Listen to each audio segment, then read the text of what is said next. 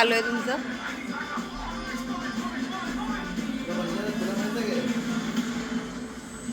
So हे guys आम्ही just उठलेलो आहोत सगळेजण आणि सकाळी सकाळी आम्ही गाणे बिले लावून बसलो टी व्हीवरती जोरजोरात. आता आंघोळ करणार एक जण. आपण बघू शकतो सकाळी सकाळी फोन घेऊन बसलेला आहे. आंघोळ करणार आणि बघू मग आजचा काय प्लॅन ठरतो. वातावरण तर स्वच्छ आहे, बघू काही कुठेतरी जायचं की घरीच टाईमपास करायचं काही ठरलेलं नाही आहे, पण तुम्ही ब्लॉग बघितला. सो हे केस झालेलं आहे नेक्स्ट डे आणि एक जण आंघोळ करतोय मस्तपैकी आणि मस्त खमंग कांदे पोहे केलेत आम्ही. आता मस्त पोहे खाणार, चहाचा नाश्ता करणार आणि आज वातावरण पण खूप छान झालं आहे, ऊन पडले. सो आता आम्ही करणार आहे पोह्याचा नाश्ता. मस्त तुम्हाला दाखवते.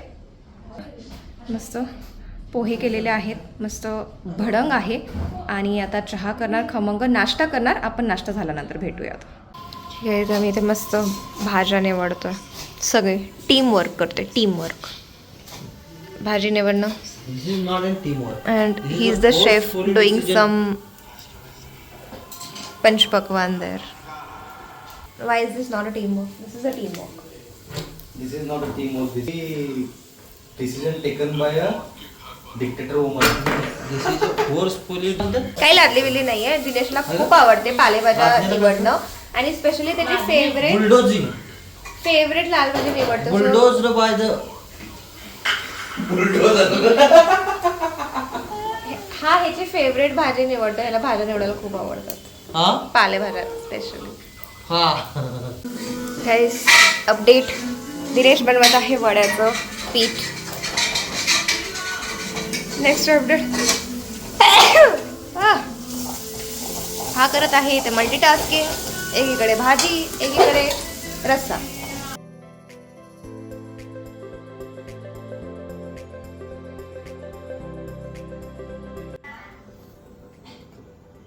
वन 3 4 5 6 आणि 1.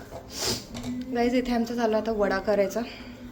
हे वडा आणि हे बॅटर. सो मस्त असं वडापावसारखाच वडा असणार आहे, पण तो टेस्टीवाला. चीज टाकलं ओ माय गॉड.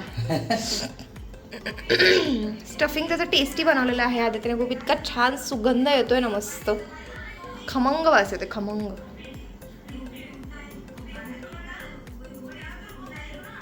हे खूप मोठा झाला तो.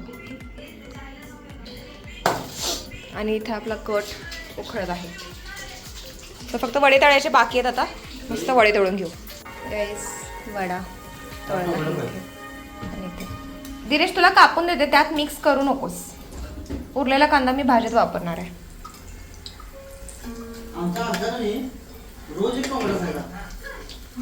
टोमॅटो आपण तसं पण रोज खातोय भाजीत. असं खाणं वेगळं असतं. वेड आहेस काय? अगं मावतोय. चल रे. आता ते 4 मावलेत की नाही व्यवस्थित? व्यवस्थित नाहीये ते, हलवत नाहीये ते. मुव्हिंग आहेत ते, देत दाखवलंय तुला मी.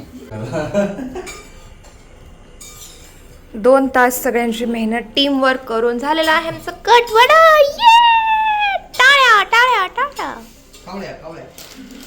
मेन शेफ लवकर या. चालू करू आता. मरणाची भूक लागलेली आहे गाईज.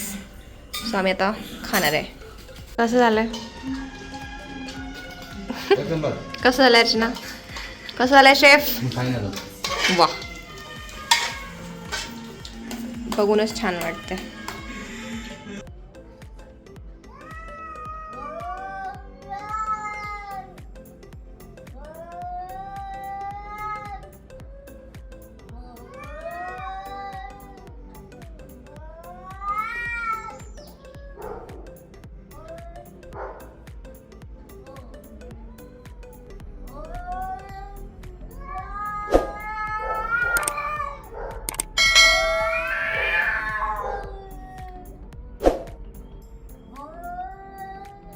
हे जे बघू शकता तुम्ही, हे आहे कॅट फाईट्स, जे ऑलमोस्ट आम्ही दर वीकला बघतो. तर हे 2 बोके आहेत जे नेहमी असं भांडत असतात. तर हा खूप फनी पार्ट असतो जो आम्ही नेहमी अटेंड करतो.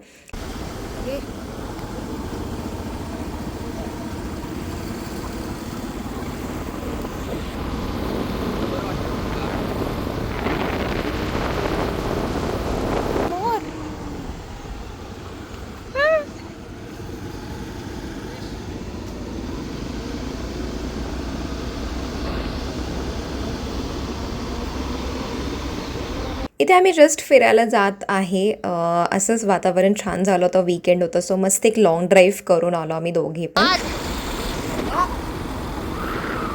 इथे आम्ही आलेलो आहोत कोल्हापुरी पाहुणचार हॉटेलमध्ये. आम्ही कोल्हापुरी पाहुणचारचा ऑलरेडी मी व्लॉग केलेला आहे.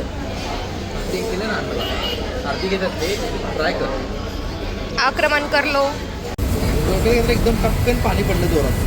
पाणीच आहे ते, बाकी काही नाही आहे. काही आम्ही ते मस्त थोडंसं फिरायला आलेलो आहोत. तिथे आम्ही थांबलो थोडं ज्यूस प्यायला. आणि हे ज्यूस सेंटर बालेवाडी ज्यूस पिऊन आम्ही घरी जाणार आहे. सो हा तो छोटासा ब्लॉग मी हा ब्लॉग इथे सेंड करते. तर आपण लवकरच भेटू पुढच्या ब्लॉगमध्ये. Bye everyone and take care.